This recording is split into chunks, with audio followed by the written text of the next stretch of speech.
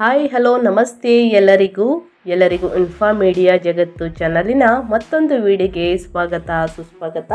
ಸ್ನೇಹಿತರೆ, ಎಲ್ಲರೂ ಹೇಗಿದ್ದೀರಾ? ಎಲ್ಲರೂ ಚೆನ್ನಾಗಿದ್ದೀರಾ ಅಂದ್ಕೊಂಡಿದ್ದೀನಿ. ನಾನು ಕೂಡ ತುಂಬಾನೇ ಚೆನ್ನಾಗಿದ್ದೀನಿ. ಎಲ್ಲರೂ ಚೆನ್ನಾಗಿದ್ದೀರಾ ಅಂದ್ಕೊಂಡು ಭಾವಿಸ್ಕೊಂಡು ಇವತ್ತಿನ ಒಂದು ವಿಡಿಯೋನ ಶುರು ಮಾಡಿಬಿಡೋಣ. ಇವತ್ತಿನ ಒಂದು ವಿಡಿಯೋದಲ್ಲಿ ಡಿಸೆಂಬರ್ 2025 ಸ್ನೇಹಿತರೆ, ಸಿಂಹ ರಾಶಿಯವರ ಭವಿಷ್ಯ ಅಂದರೆ ಮಾಸಿಕ ಭವಿಷ್ಯದಲ್ಲಿ ಡಿಸೆಂಬರ್ 2025 ದ್ವಿತೀಯಾರ್ಧದಲ್ಲಿ ಅಂದರೆ ಸ್ನೇಹಿತರೆ 19ನೇ ತಾರೀಕು ಎಳ್ಳ ಅಮಾವಾಸ್ಯೆ ಇದೆ. ಅಂದರೆ ವರ್ಷದ ಕೊನೆಯ ಅಮಾವಾಸ್ಯೆ ಮುಗಿದ ನಂತರ ಸಿಂಹ ರಾಶಿಯವರ ಭವಿಷ್ಯದಲ್ಲಿ ಸಾಕಷ್ಟು ಬದಲಾವಣೆಯನ್ನು ನೋಡಬಹುದು. ಅದು ನಿಮ್ಮ ವೃತ್ತಿಯಲ್ಲಾಗಬಹುದು, ವ್ಯಾಪಾರದಲ್ಲಿ, ವ್ಯವಹಾರದಲ್ಲಿ, ಶಿಕ್ಷಣದಲ್ಲಿ, ನಿಮ್ಮ ಆರೋಗ್ಯದಲ್ಲಿ. ಸ್ನೇಹಿತರೆ, ಒಟ್ಟಾರೆಯಾಗಿ ಸಿಂಹ ರಾಶಿಯವರ ಭವಿಷ್ಯದಲ್ಲಿ ಸಾಕಷ್ಟು ಬದಲಾವಣೆಗಳು ಕಂಡು ಬಂದಿದೆ ಅಂತಲೇ ಹೇಳ್ಬೋದು. ಯಾವ ವಿಚಾರದ ಬಗ್ಗೆ ಎಚ್ಚರಿಕೆ ವಹಿಸಬೇಕು, ಏನೆಲ್ಲ ಪರಿಹಾರಗಳನ್ನು ಮಾಡಬೇಕು ಅನ್ನೋದನ್ನ ಇದೇ ವಿಡಿಯೋದಲ್ಲಿ ತಿಳಿಸ್ಕೊಡ್ತೀನಿ. ಇದನ್ನೆಲ್ಲ ಕಂಪ್ಲೀಟಾಗಿ ತಿಳ್ಕೋಬೇಕು, ಸಣ್ಣ ಪುಟ್ಟ ಪರಿಹಾರಗಳನ್ನು ಫಾಲೋ ಮಾಡಬೇಕು ಅಂದರೆ ನೀವು ಎಲ್ಲೂ ಕೂಡ ವಿಡಿಯೋನ ಸ್ಕಿಪ್ ಮಾಡಬಾರ್ದು. ಅಂದರೆ ವಿಡಿಯೋನ ಕಟ್ ಮಾಡಿ ಓಡಿಸ್ಕೊಂಡೋಗಿ ನೋಡಿದ್ರೆ ಫುಲ್ ಇನ್ಫಾರ್ಮೇಷನ್ ಅರ್ಥ ಆಗಲ್ಲ. ಸೊ ಹಾಗಾಗಿ ಎಲ್ಲ ವಿಡಿಯೋದಲ್ಲೂ ತಿಳಿಸ್ತಾ ಇರ್ತೀನಿ. ಮೊದಲಿಂದ ಕೊನೆ ತನಕ ವಿಡಿಯೋನ ವಾಚ್ ಮಾಡಿ. ವಿಡಿಯೋದಲ್ಲಿ ಒಳ್ಳೆ ಮಾಹಿತಿ ಸಿಕ್ಕಿದ್ದಲ್ಲಿ ತಪ್ಪದೆ ವಿಡಿಯೋಗೊಂದು ಲೈಕ್ ಕೊಟ್ಟು, ಇನ್ನೂ ನನ್ನ ಚಾನಲ್ನ ಸಬ್ಸ್ಕ್ರೈಬ್ ಮಾಡ್ಕೊಳ್ಳೋದನ್ನೇ ನೋಡ್ತಿದ್ರೆ ದಯವಿಟ್ಟು ಇನ್ಫಾ ಮೀಡಿಯಾಗೆ ಸಬ್ಸ್ಕ್ರೈಬ್ ಆಗಿ ನಿಮ್ಮ ಅಭಿಪ್ರಾಯವನ್ನು ಕಮೆಂಟ್ ಬಾಕ್ಸಲ್ಲಿ ತಿಳಿಸಿ. ಓಂ ನಮಃ ಶನೇಶ್ವರಾಯ ನಮಃ, ಓಂ ನಮಃ ಸೂರ್ಯದೇವರಾಯ ನಮಃ ಎಂದು ಕಮೆಂಟ್ ಬಾಕ್ಸಲ್ಲಿ ಕಮೆಂಟ್ ಮಾಡಿ. ಸೂರ್ಯದೇವರ ಅನುಗ್ರಹದಿಂದ, ಶನಿದೇವರ ಅನುಗ್ರಹದಿಂದ ನಿಮ್ಮ ಜೀವನದಲ್ಲಿ ಎಷ್ಟೇ ಅಡೆತಡೆಗಳು, ಕಷ್ಟಗಳು, ಸಮಸ್ಯೆಗಳು, ವಿಳಂಬಗಳು ಬಂದಿದ್ದಲ್ಲಿ ಸಂಪೂರ್ಣವಾಗಿ ನಿವಾರಣೆಯಾಗಲಿ ಅಂತ ಕೇಳ್ಕೊತಾ ವಿಡಿಯೋನ ಶುರು ಮಾಡಿಬಿಡೋಣ. ಹೌದು ಸ್ನೇಹಿತರೆ, ಗ್ರಹಗಳ ಸಂಚಾರ ಮತ್ತು ಗ್ರಹಗಳ ಸ್ಥಿತಿಯಿಂದ ಸಿಂಹರಾಶಿಯ ಗ್ರಹ ಸ್ಥಿತಿಗಳು ಸ್ನೇಹಿತರೆ ಸಾಕಷ್ಟು ಬದಲಾವಣೆಯಿಂದ ಸಿಂಹರಾಶಿಯವರ ಜೀವನದಲ್ಲಿ ನೋಡಬಹುದಾಗಿದೆ. ಮೊದಲನೇದಾಗಿ ಸೂರ್ಯ ವೃಶ್ಚಿಕದಲ್ಲಿ 4ನೇ ಮನೆಯಿಂದ ಡಿಸೆಂಬರ್ 16ರವರೆಗೆ, ನಂತರ ಸ್ಥಳಾಂತರಗೊಳ್ಳುತ್ತಾರೆ ಧನುರಾಶಿಗೆ 5ನೇ ಮನೆಗೆ. ಡಿಸೆಂಬರ್ 16ರಿಂದ ಸಂಚಾರವನ್ನು ಮಾಡಲಿದ್ದಾರೆ. ಇನ್ನು ಶನಿ ಮೀನದಲ್ಲಿ 8ನೇ ಮನೆಯಲ್ಲಿ, ನಿಮ್ಮ ಅಷ್ಟಮ ಶನಿ ಅಂತಲೇ ಹೇಳ್ಬೋದು, ತಿಂಗಳವಿಡೀ ಇರಲಿದ್ದಾರೆ. ಇನ್ನು ರಾಹು ಕುಂಭದಲ್ಲಿ 7ನೇ ಮನೆಯಲ್ಲಿ ತಿಂಗಳವಿಡೀ, ಕೇತು ಸಿಂಹದಲ್ಲಿ 1ನೇ ಮನೆಯಲ್ಲಿ ತಿಂಗಳವಿಡೀ. ಇದು ಗ್ರಹಗಳ ಸಂಚಾರ ಮತ್ತು ಗ್ರಹಗಳ ಸ್ಥಾನ ಬದಲಾವಣೆ, ಗ್ರಹ ಸ್ಥಿತಿಗಳು ಈಗಿರಲಿದೆ ಅಂತಲೇ ಹೇಳ್ಬೋದು ಸಿಂಹರಾಶಿಯವರಿಗೆ. ಇದರಿಂದ ಸಾಕಷ್ಟು ಬದಲಾವಣೆಯನ್ನು ನಿಮ್ಮ ಜೀವನದಲ್ಲಿ ನೋಡಲಿದ್ದೀರಿ. ಮೊದಲನೇದಾಗಿ ಸಿಂಹರಾಶಿಯವರಿಗೆ ಡಿಸೆಂಬರ್ 2025 ಬಹಳ ಅಂದರೆ ಬಹಳ ಅನುಕೂಲಕರವಾಗಿದೆ ಸ್ನೇಹಿತರೆ. ಡಿಸೆಂಬರ್ ಸ್ನೇಹಿತರೆ ಮುಗಿದ ನಂತರ ಕೆಲವೇ ದಿನಗಳಲ್ಲಿ ಹೊಸ ವರ್ಷ ಶುರುವಾಗಲಿದೆ. ಇಂದಿನಿಂದ ಅಂದರೆ ಅಮಾವಾಸ್ಯೆ ಮುಗಿದ ನಂತರ ಸಾಕಷ್ಟು ಬದಲಾವಣೆ, ವಿಶೇಷವಾಗಿ ಗುರು ಸಂಚಾರ ಅಂದರೆ ಲಾಭದ ಸ್ಥಾನದಲ್ಲಿ 11ನೇ ಮನೆಯಲ್ಲಿ ಸಂಚಾರವನ್ನು ಮಾಡಲಿದೆ. ಆರ್ಥಿಕವಾಗಿ ಮತ್ತು ಸಾಮಾಜಿಕವಾಗಿ ದೊಡ್ಡ ಮಟ್ಟದ ಬದಲಾವಣೆಗಳನ್ನು ತರಲಿದೆ ಸ್ನೇಹಿತರೆ ನಿಮ್ಮ ಜೀವನದಲ್ಲಿ. ಇನ್ನು ಸ್ನೇಹಿತರ ಬೆಂಬಲ ನಿಮಗೆ ಸಿಗಲಿದೆ. ತಿಂಗಳ ದ್ವಿತೀಯಾರ್ಧದಲ್ಲಿ ಕುಜ, ಶುಕ್ರ 5ನೇ ಮನೆಗೆ ಸಂತಾನ, ವಿದ್ಯಾಸ್ಥಾನ ಸೇರುವುದರಿಂದ ಸೃಜನಶೀಲತೆ, ಪ್ರೇಮ ವ್ಯವಹಾರಗಳು ಮತ್ತು ಸಂತಾನಕ್ಕೆ ಸಂಬಂಧಿಸಿದ ಶುಭ ಸುದ್ದಿಗಳು ಸಿಗಲಿವೆ. 8ನೇ ಮನೆಯಲ್ಲಿ ಶನಿ ಅಂದರೆ ಅಷ್ಟಮ ಶನಿ ಸ್ನೇಹಿತರೆ, 1ನೇ ಮನೆಯಲ್ಲಿ ಕೇತು ಇರುವುದರಿಂದ ನಿಮ್ಮ ಆರೋಗ್ಯ ಮತ್ತು ಪಾಲುದಾರಿಕೆಗಳ ವಿಷಯದಲ್ಲಿ ಎಚ್ಚರಿಕೆ ವಹಿಸುವುದು ಅಗತ್ಯ.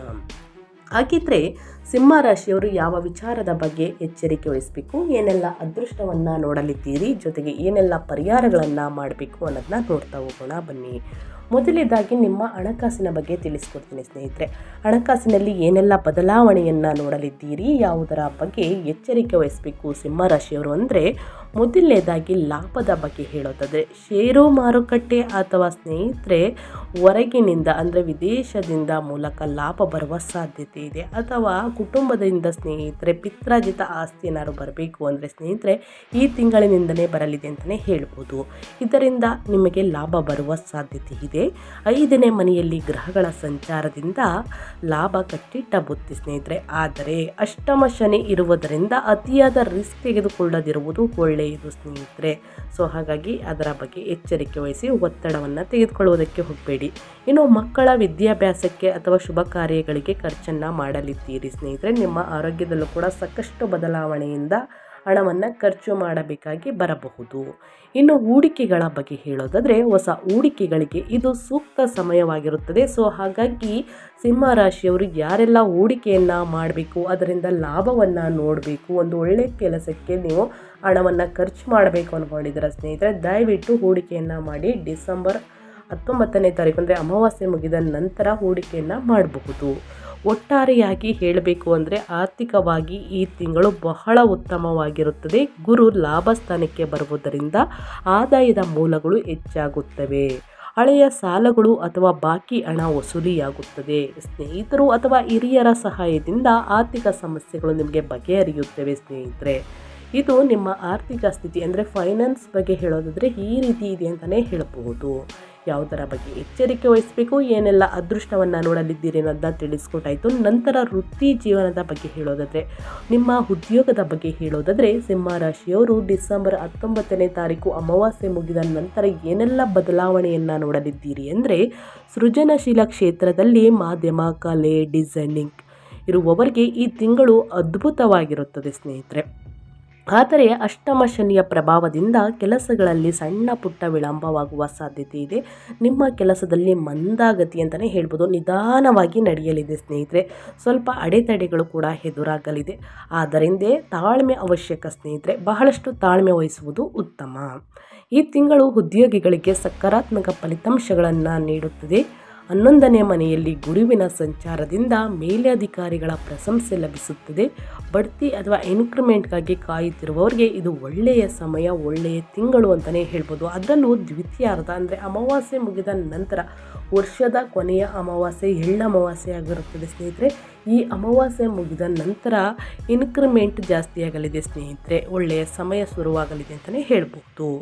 ತಿಂಗಳ ಆರಂಭದಿಂದಲೂ ಕೂಡ ಸ್ನೇಹಿತರೆ ಸಾಕಷ್ಟು ಬದಲಾವಣೆ. ಇನ್ನು ಡಿಸೆಂಬರ್ 16ರ ನಂತರ 4ನೇ ಮನೆಯಲ್ಲಿರುವುದರಿಂದ ಕೆಲಸದ ಒತ್ತಡ ಸ್ವಲ್ಪ ಇರುತ್ತದೆ. ಆದರೆ ರಿಸ್ಕ್ ಅತಿಯಾಗಿ ತೆಗೆದುಕೊಳ್ಳುವುದಕ್ಕೆ ಹೋಗಬೇಡಿ. ಡಿಸೆಂಬರ್ 16ರ ನಂತರ 5ನೇ ಮನೆಗೆ ಬಂದಾಗ ಪರಿಸ್ಥಿತಿ ಸುಧಾರಿಸುತ್ತದೆ ಸ್ವಲ್ಪ ಮಟ್ಟಿಗೆ ಸ್ನೇಹಿತರೆ. ಸೊ ಹಾಗಾಗಿ ಎಲ್ಲದಕ್ಕೂ ಕೂಡ ತಾಳ್ಮೆ ಅನ್ನೋದು ಬಹಳ ಮುಖ್ಯ. ಇನ್ನು ಹೊಸದಾಗಿ ಉದ್ಯೋಗವನ್ನು ಶುರು ಮಾಡಬೇಕು ಅಂದರೆ, ಹೊಸದಾಗಿ ಉದ್ಯೋಗಕ್ಕೆ ಹೋಗಬೇಕು ಅಂದರೆ ಸ್ನೇಹಿತರೆ ಉತ್ತಮ ದಿನ ಅಂತಲೇ ಹೇಳ್ಬೋದು.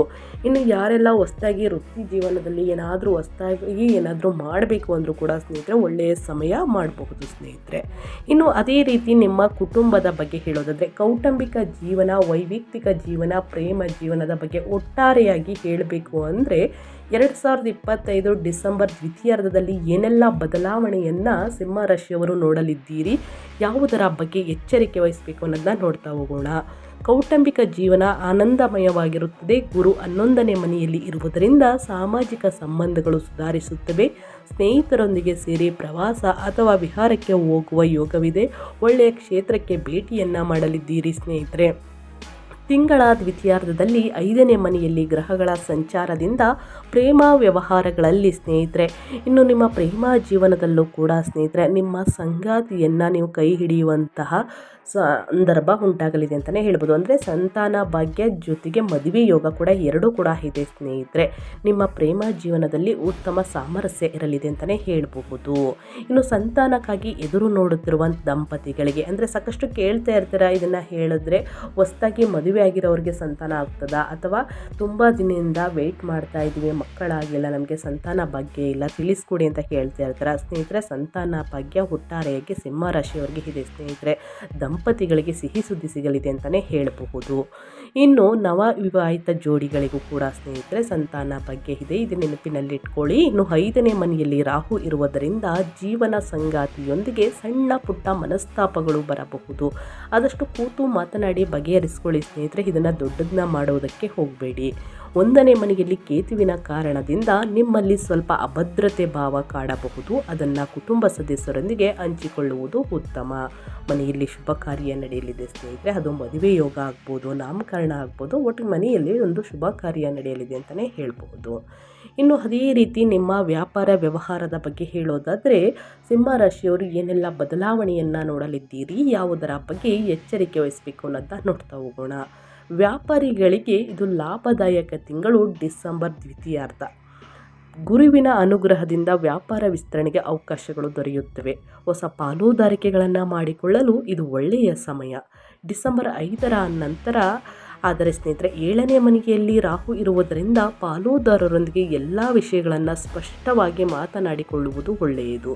ಷೇರು ಮಾರುಕಟ್ಟೆ ವ್ಯವಸ್ಥರಿಗೆ ಸ್ನೇಹಿತರೆ, ವ್ಯಾಪಾರ ವ್ಯವಸ್ಥರಿಗೆ ತಿಂಗಳ ದ್ವಿತೀಯಾರ್ಧ ಉತ್ತಮವಾಗಿರುತ್ತದೆ. ಸೊ ಹಾಗಾಗಿ ವ್ಯಾಪಾರ ವ್ಯವಹಾರದಲ್ಲಿ ಹೂಡಿಕೆಯನ್ನು ಮಾಡಬೇಕು ಅಂತಂದರೆ ಖಂಡಿತವಾಗಿ ಹೂಡಿಕೆಯನ್ನು ಮಾಡಿ ಸ್ನೇಹಿತರೆ. ಒಳ್ಳೆಯ ದಿನಗಳು ಶುರು ಅಂತಲೇ ಹೇಳ್ಬೋದು. ಇನ್ನು ನಿಮ್ಮ ಆರೋಗ್ಯದ ಬಗ್ಗೆ ಹೇಳೋದಾದರೆ ಏನೆಲ್ಲ ಬದಲಾವಣೆಯನ್ನು ನೋಡಲಿದ್ದೀರಿ, ಯಾವುದರ ಬಗ್ಗೆ ಎಚ್ಚರಿಕೆ ವಹಿಸಬೇಕು ಅನ್ನೋದನ್ನು ನೋಡ್ತಾ ಹೋಗೋಣ. ನಿಮ್ಮ ಆರೋಗ್ಯದ ವಿಷಯದಲ್ಲಿ ಒಟ್ಟಾರೆ ಫಲಿತಾಂಶ ಹೇಗಿರಲಿದೆ ಅಂದರೆ ಮಿಶ್ರ ಫಲಿತಾಂಶಗಳು ಇರುತ್ತವೆ. ಸ್ವಲ್ಪ ಮಟ್ಟಿಗೆ ನಿಮ್ಮ ಆರೋಗ್ಯದ ಬಗ್ಗೆ ಕಾಳಜಿ ವಹಿಸಬೇಕು ಸ್ನೇಹಿತರೆ. 11ನೇ ಮನೆಯ ಗುರುವಿನಿಂದ ಹಳೆಯ ಕಾಯಿಲೆಗಳಿಂದ ಉಪಶಮನ ಸಿಗುತ್ತದೆ. ಆದರೆ 1ನೇ ಮನೆಯಲ್ಲಿ ಕೇತು ಮತ್ತು 8ನೇ ಮನೆಯಲ್ಲಿ ಶನಿ ಇರುವುದರಿಂದ ಆಯಾಸ, ನಿಶಕ್ತಿ, ಹೊಟ್ಟೆ ನೋವು, ಕೀಲು ನೋವುಗಳು ಬಾಧಿಸಬಹುದು. ಆದಷ್ಟು ಹೊರಗಿನ ತಿಂಡಿ ತಿನಿಸುಗಳನ್ನು, ಎಣ್ಣೆಯಲ್ಲಿ ಕರಿದಂತಹ ಮಸಾಲೆ ಭರಿತ ಊಟವನ್ನು ಮಾಡೋದನ್ನು ಕಡಿಮೆ ಮಾಡಿ ಸ್ನೇಹಿತರೆ. ಇದರಿಂದ ನಿಮಗೆ ಹೊಟ್ಟೆ ಸಮಸ್ಯೆಗಳು ಬರಬಹುದು, ಹೊಟ್ಟೆ ನೋವಾಗ್ಬೋದು, ಲೂಸ್ ಮೋಷನ್ ಆಗಬಹುದು ಸ್ನೇಹಿತರೆ. ಈ ರೀತಿ ನಿಮ್ಮನ್ನು ಕಾಡ್ಬೋದು, ಅಜೀರ್ಣ ಸಮಸ್ಯೆ. ಸೊ ಹಾಗಾಗಿ ಈ ರೀತಿ ನೀವು ಇದನ್ನು ಅವಾಯ್ಡ್ ಮಾಡಬೇಕಾಗುತ್ತದೆ. ಎಣ್ಣೆಯಲ್ಲಿ ಕರಿದಂತಹ ತಿಂಡಿ ತಿನಿಸುಗಳನ್ನು ತಿನ್ನುವುದು, ಮಸಾಲೆ ಭರಿತ ಊಟವನ್ನು ಮಾಡುವುದು, ಈ ರೀತಿ ಕಡಿಮೆ ಮಾಡಿದ್ದಲ್ಲಿ ಉತ್ತಮ ಆರೋಗ್ಯವನ್ನು ಪಡೆದುಕೊಳ್ಳಲಿದ್ದೀರಿ. ಮನೆಯಲ್ಲಿ ಹಸಿರು ತರಕಾರಿ, ಹಣ್ಣು ಹಂಪಲುಗಳನ್ನು ಚೆನ್ನಾಗಿ ಸೇವಿಸಿ, ಚೆನ್ನಾಗಿ ನೀರನ್ನು ಕುಡಿಯಿರಿ ಸ್ನೇಹಿತರೆ, ಒಳಿತಾಗಲಿದೆ. ಇನ್ನು ತಿಂಗಳ ದ್ವಿತೀಯಾರ್ಧದಲ್ಲಿ 4ನೇ ಮನೆಯಲ್ಲಿ ಕುಜ, ರವಿ, ಶುಕ್ರ ಇರುವುದರಿಂದ ಎದೆ ಅಥವಾ ಹೃದಯ ಸಂಬಂಧಿತ ಸಮಸ್ಯೆ ಇರುವವರು ಬಹಳಷ್ಟು ಜಾಗರೂಕರಾಗಿರಬೇಕು. ಸಮಯಕ್ಕೆ ಸರಿಯಾಗಿ ಊಟ ಮಾಡುವುದು, ವಿಶ್ರಾಂತಿ ಪಡೆಯುವುದು ಮುಖ್ಯ. ಅತಿಯಾದ ರಿಸ್ಕ್ ಒತ್ತಡವನ್ನು ತೆಗೆದುಕೊಳ್ಳುವುದಕ್ಕೆ ಹೋಗಬೇಡಿ ಸ್ನೇಹಿತರೆ. ಮೇಯ್ನಾಗಿ ನಿಮ್ಮ ಆರೋಗ್ಯ ಬಹಳ ಅಂದರೆ ಬಹಳ ಮುಖ್ಯ. ಪ್ರತಿದಿನ ಪ್ರಾಣಾಯಾಮವನ್ನು ಮಾಡಿ, ಯೋಗವನ್ನು ಮಾಡಿ, ಮೆಡಿಟೇಷನನ್ನು ಮಾಡಿ ಸ್ನೇಹಿತರೆ. ಈ ರೀತಿ ಮಾಡಿದಲ್ಲಿ ಉತ್ತಮ ಆರೋಗ್ಯವನ್ನು ಖಂಡಿತವಾಗಿಯೂ ನೋಡಲಿದ್ದೀರಿ ಅಂತಲೇ ಹೇಳ್ಬೋದು. ಇನ್ನು ಅದೇ ರೀತಿ ಶಿಕ್ಷಣದ ಬಗ್ಗೆ ಹೇಳೋದಾದರೆ ಸಿಂಹ ರಾಶಿಯ ವಿದ್ಯಾರ್ಥಿಗಳು ಏನೆಲ್ಲ ಫಲಿತಾಂಶವನ್ನು ನೋಡಲಿದ್ದೀರಿ, ಯಾವುದರ ಬಗ್ಗೆ ಎಚ್ಚರಿಕೆ ವಹಿಸಬೇಕು ಅನ್ನೋದನ್ನ ನೋಡ್ತಾ ಹೋಗೋಣ.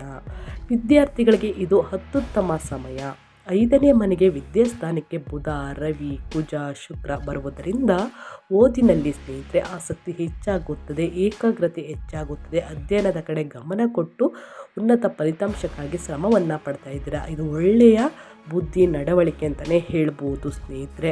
ಇನ್ನು ಸ್ಪರ್ಧಾತ್ಮಕ ಪರೀಕ್ಷೆಗಳಲ್ಲಿ ಯಶಸ್ಸನ್ನು ಸಾಧಿಸಲಿದ್ದೀರಿ. ಸೃಜನಶೀಲತೆ ವೃದ್ಧಿಯಾಗುತ್ತದೆ. ಗುರು ಹಿರಿಯರಿಗೆ ಗೌರವವನ್ನು ಕೊಡ್ತೀರಾ. ಉನ್ನತ ವ್ಯಾಸಂಗಕ್ಕಾಗಿ ವಿದೇಶಕ್ಕೆ ಹೋಗಲು ಬಯಸುವವರಿಗೆ ಗುರುಬಲ ಅನುಕೂಲಕರವಾಗಿದೆ. ಗುರುಬಲದಿಂದ ಸಾಕಷ್ಟು ಅದೃಷ್ಟವನ್ನು ನೋಡಲಿದ್ದೀರಿ. ಆದರೆ ಸ್ನೇಹಿತರೆ, ಪ್ರತಿದಿನ ವೇಳಾಪಟ್ಟಿಯೊಂದಿಗೆ ಸರಿಯಾದ ಸಮಯಕ್ಕೆ ಕೂತು ಅಧ್ಯಯನ ಮಾಡಿದರೆ ಸ್ನೇಹಿತರೆ ಉನ್ನತ ಫಲಿತಾಂಶವನ್ನು ನೋಡುವುದಕ್ಕೆ ಸಾಧ್ಯವಾಗುತ್ತದೆ. ಮನೋರಂಜನೆ ಕಡೆ ಗಮನ ಸ್ವಲ್ಪ ವಾಲ್ಬಹುದು ಸ್ನೇಹಿತರೆ. ಮನಸ್ಸು ಸ್ವಲ್ಪ ವಾಲ್ಬೋದು. ಅದರ ಕಡೆ ಸ್ವಲ್ಪ ಗಮನವನ್ನು ಕಡಿಮೆ ಮಾಡಿ ಸರಿಯಾದ ಸಮಯಕ್ಕೆ ಸ್ನೇಹಿತರೆ ಅಧ್ಯಯನದ ಕಡೆ ಗಮನವನ್ನು ಕೊಡಿ. ಇನ್ನು ಸಾಕಷ್ಟು ಜನರು ಕೇಳ್ತಿರ್ತೀರ, ವಾಹನವನ್ನು ಖರೀದಿ ಮಾಡಬಹುದಾ, ಆಸ್ತಿ ಖರೀದಿ ಮಾಡೋ ಯೋಗ ಇದೆಯಾ, ಇನ್ನು ಪ್ರಾಪರ್ಟಿ ಮಾರಬೇಕು ಅಂದ್ಕೊಂಡಿದ್ದೀವಿ, ದಿನಗಳು ಚೆನ್ನಾಗಿದೆಯಾ ಅಂತ ಕೇಳ್ತಾ ಇರ್ತೀರ ಸ್ನೇಹಿತರೆ. ಲಾಭ ಇದೆಯಾ ಅಂತ ಸಾಕಷ್ಟು ಕ್ವಶನ್ನ ಕೇಳ್ತಾ ಇರ್ತೀರ. ವಾಹನ ಖರೀದಿ ಮಾಡುವುದಕ್ಕೆ, ಆಸ್ತಿ ಖರೀದಿ ಮಾಡುವುದಕ್ಕೆ, ಮನೆ ಖರೀದಿ ಮಾಡುವುದಕ್ಕೆ, ಪ್ರಾಪರ್ಟಿಯನ್ನು ಖರೀದಿ ಮಾಡೋದಕ್ಕೆ ದಿನ ಚೆನ್ನಾಗಿದೆ.